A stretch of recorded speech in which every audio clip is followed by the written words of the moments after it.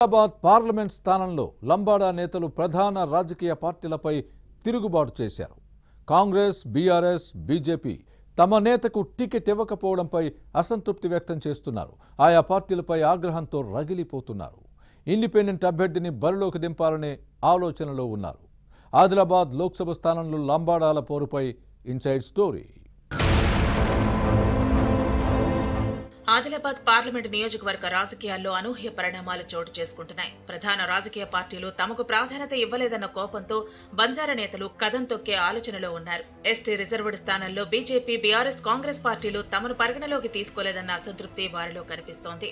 ఈ నేపథ్యంలో భవిష్యత్ కార్యాచరణపై సమాలోచనలు చేస్తున్నారు. రాజకీయాలకు అతీతంగా అన్ని పార్టీల్లో ఉన్న లంబాడా నేతలను ఏకతాటిపైకి వస్తున్నారు.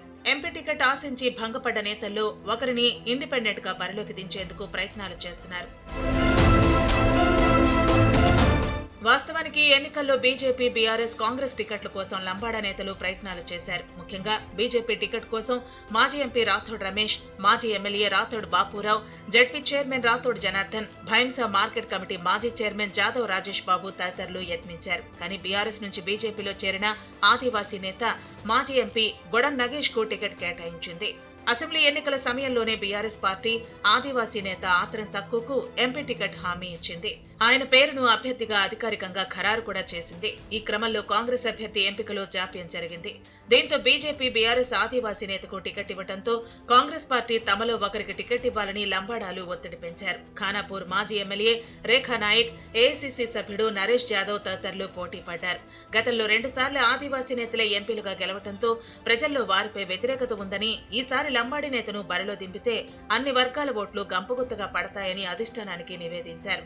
అయితే బీజేపీ సిట్టింగ్ స్థానాన్ని ఎలాగైనా కైవసం చేసుకోవాలని ఎత్తులు వేస్తున్న సమయంలో కాంగ్రెస్ కూడా ఆదివాసీ నేత ఆత్రం సుగుణను అభ్యర్థిగా ప్రకటించింది. దీంతో లంబాడా నేతలు మరింత నిరాశ చెందారు.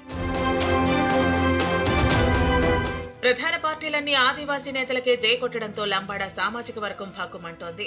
ఆయా పార్టీల్లో టికెట్ ఆశించి భంగపడ్డ నేతలంతా ఏకమవుతున్నారు. రాజకీయాల్లో ఉనికిని కాపాడుకోవాలంటే పార్టీలకు అతీతంగా స్వతంత్ర అభ్యర్థిని ఆదిలాబాద్ ఎంపీగా బరిలో దింపాలని భావిస్తున్నారు. ఈ క్రమంలో నిర్మల్ టీఎన్జీఓ భవన్లో ఉమ్మడి ఆదిలాబాద్ జిల్లా లంబాడా జేఏసీ ముఖ్య నేతలు సమావేశమయ్యారు. ప్రధాన పార్టీల వివక్షపై చర్చించారు. తమ వర్గానికి చెందిన నేతకు ఆదిలాబాద్ ఎంపీ టికెట్ కేటాయించాలని డిమాండ్ చేశారు. లేకపోతే ఇండిపెండెంట్ అభ్యర్థిని నిలబెట్టాలని తీర్మానించాయి. కానీ ఈ 3 పార్టీలు తమ అభ్యర్థులను ప్రకటించిన తర్వాత మార్పు చేసే అవకాశం ఉండదని చర్చ సాగుతోంది.